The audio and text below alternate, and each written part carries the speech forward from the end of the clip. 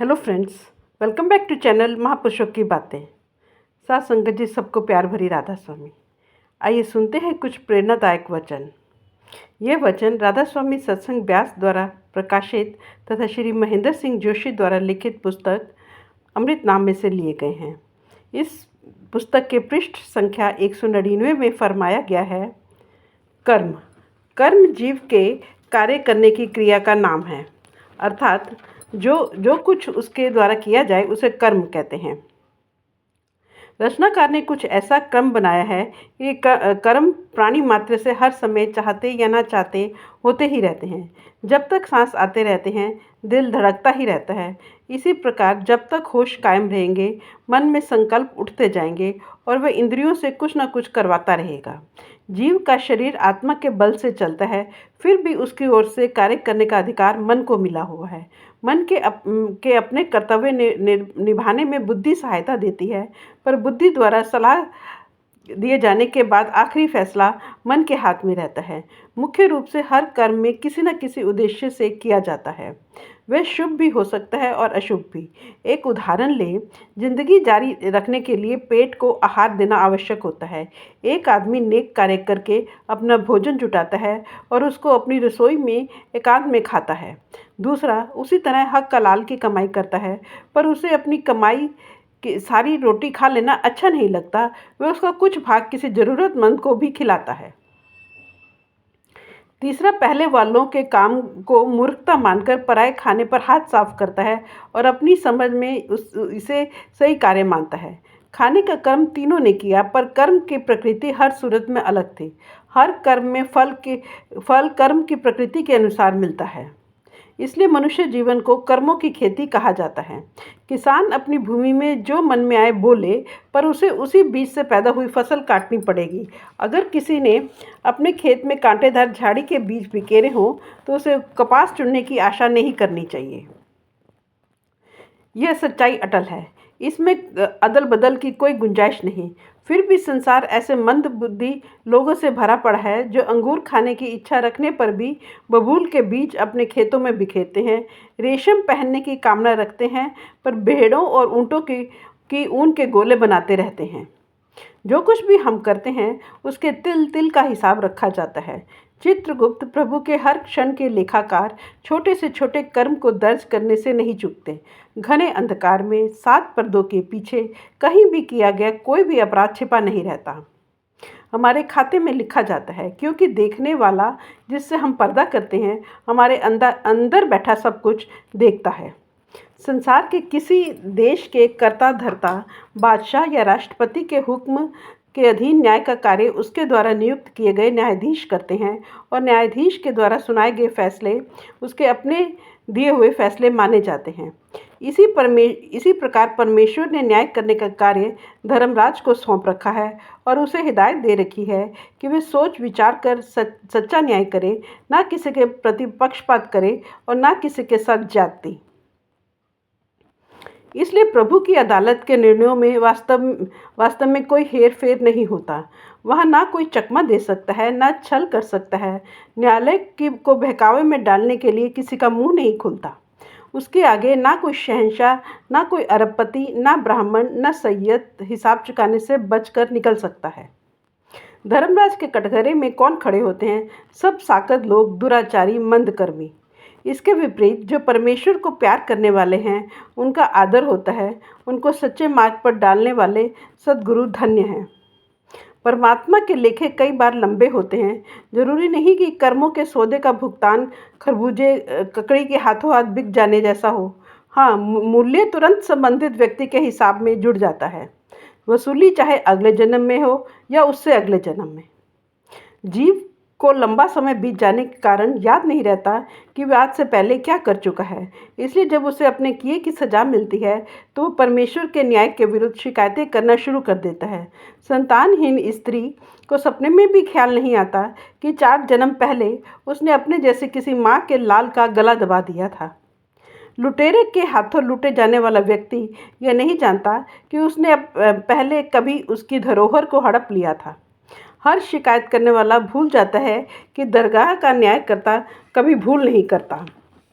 धर्मराय को अपने हुक्म का पालन करवाने के लिए दूसरों की सहायता लेना जरूरी हो जाता है, इसलिए अपराधी का उन लोगों को कोसना व्यर्थ होता है। किसी के खून के में हाथ रंगने वाला हत्यारा बाद में हाथ बांधकर गिड़गिड़ा कर नहीं छूटता। उसके लिए उसके किए अनुसार जो अक्षर लिखा गया है उसको मिटाने की किसी में ताकत नहीं है।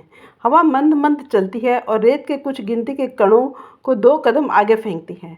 पानी की एक लहर आती है और अनेक कोनों वाले किसी पत्थर को रगड़कर आगे निकल जाती है। हवा के झोंके निरंतर बहते रहते हैं, पानी की तरंगें भी सदा उठती रहती हैं। समय पाकर रेत के गिनती के कण टीले का रूप धारण कर लेते हैं। कोनों वाला कंकर सब ओर से साफ सुथरा अंडा या गेंद दिखाई देने लगता है। इन झोंकों और तरंगों जैसा ही खेल कर्म खेलते रहते हैं।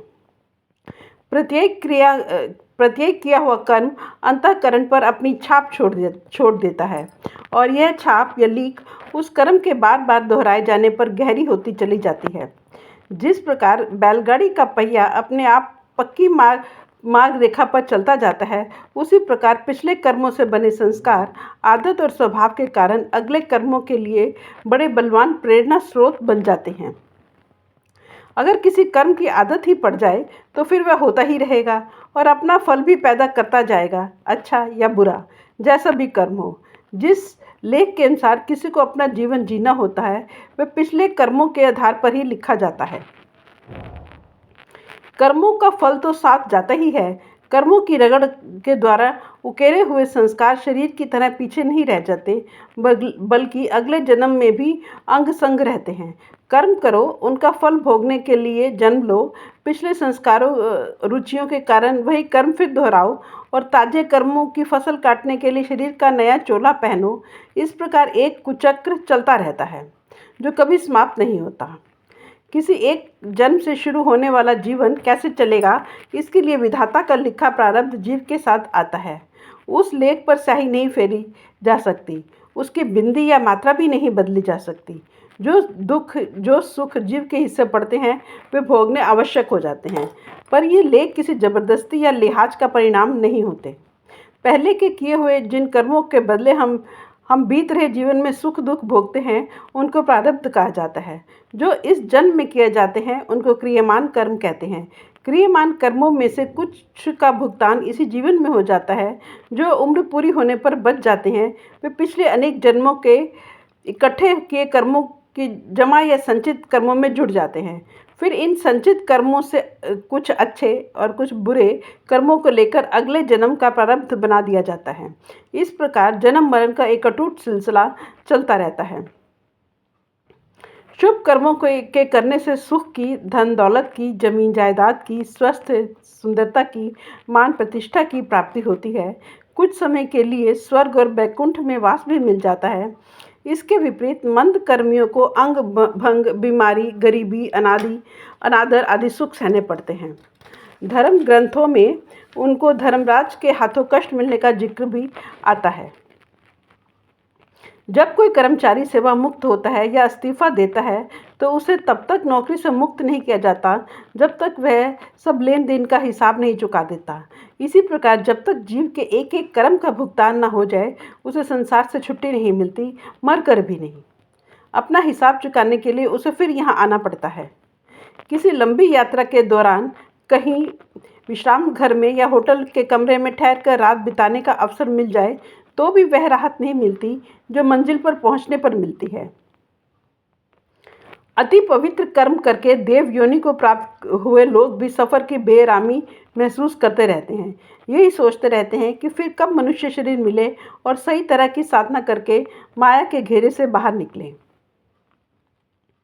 जो कुछ धरती पर भोगना होता है उसके लिए तो यहाँ आना ही पड़ता है। स्वर्ग और नर्क लेने के बाद भी किसी को संसार के माया जाल से छुट्टी नहीं मिलती। यह तो मानो एक दलदल है। नेक कदम और बुरे कदम उठाते हुए भी इसमें धंसते ही जाते हैं। हर एक कर्म का अपना फल है, भला या बुरा, और वह फल प्राप्त किया जाता है शरीर द्वारा। इस प्रकार शुभ कर्म भी अशुभ ही हो जाते हैं क्योंकि वे जन्म मरण से छुटकारा नहीं होने देते। आत्मिक ज्योति के परमात्म ज्योति में मिलने के मार्ग में दीवार बनकर खड़े हो जाते हैं। अच्छे से अच्छे कर्म भी आवागमन का चक्र बनाए रखने में बुरे कर्मों जैसे ही बुरे सिद्ध होते हैं। हत्या जैसे गंभीर अपराधों के लिए पकड़े गए खतरनाक कैदियों के हाथों में हथकड़ियाँ और पैरों में बेड़ियाँ होती हैं, जो बहुत कसी हुई और भारी होती हैं, जो उन्हें ना आसानी से उठने बैठने देती हैं, ना चलने फिरने देती हैं, ना ही लेटने देती हैं। बढ़िया श्रेणी के कैदी को हथकड़ी या बेड़ी नहीं लगती, बल्कि अच्छा खाना मिलता है, पढ़ने को समाचार पत्र, पत्रिकाएं, पुस्तकें और अन्य कई सुविधाएं मिलती हैं, पर वह जेल की चारदीवारी से बाहर नहीं निकल सकता। इसलिए यह कर्म कैसे शुभ माना जाए जो कैद के समय को लंबा करने का प्रभाव रखे, अपने घर का दरवाज़ा तक न दिखने दे। अनगिनत लोग भूल और भ्रम में पड़े अपनी ओर से अच्छा ही अच्छा करते रहते हैं, तो भी उनके गले से जन्म मरण की जंजीर नहीं उतरती, शरीर के बंदी खाने से मुक्ति का हुक्म जारी नहीं होता। कर्म किए जाएंगे तो कपड़ा भी मिलता रहेगा, शरीर का जामा। और मुसीबत यह है कि कर्मों से छुटकारा संभव नहीं। जब तक मन और इंद्रियां व्यस्त रहेंगी, कर्म होते ही रहेंगे। जब तक कोई मनुष्य जीवित है, उसे अपनी आजीविका तो चलाना ही है। सांस चलते रहने तक पेट को खाना मांगना है, और अगर कुछ और नहीं तो आहार के लिए कर्म करने ही पड़ते हैं।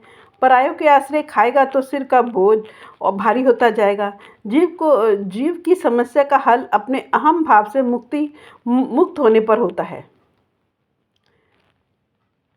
जो कुछ किया जा रहा है प्रभु ही करा रहा है, इस विश्वास में जीने पर होता है। यदि वह आशा मनसा का त्याग करके अपने कर्तव्य निभाए और अपने लिए किसी फल की इच्छा ना करे, तो उसे हो रहे कर्मों का फल उसे नहीं भुगतना पड़ेगा। इससे यह न समझ लिया जाए कि जीव के अपने करने से ही ये सब कुछ हो जाएगा। उसके अपने लिए कर्मों के बदले तो शरीर ही मिलता है। मुक्ति परमेश्वर की दया से ही नसीब होती है। परमेश्वर दयालु होकर उसे गुरु से मिलाता है, और गुरु इस कर्मों के कैदी की जंजीरें काट देता है। गुरु शब्द की दात बख्शता है, और उसके उपदेश पर किया अमल शिष्य को बुरे कर्मों से बचा कर रखता है। वह नए कर्ज इकट्ठे नहीं करता। प्रारब्ध कर्मों का फल अच्छा भी और बुरा भी वह कर्ता का भाना मानकर खुशी खुशी भोग लेता है। उसके संचित कर्म शब्द की कमाई से खत्म हो जाते हैं, चाहे वे कितने ही हों। जैसे लकड़ी के चाहे ढेरों के ढेर हो, आग की चिंगारी लगाते ही मिनटों में जल जाते हैं, वैसे ही सद्गुरु की छत्र छाया में जीव बड़े से बड़े पापों से मुक्त हो जाता है। फ्रेंड्स, अपनी इस वीडियो को आज हम यहीं समाप्त करते हैं। अगले वीडियो में हम आगे बढ़ेंगे। Thank you.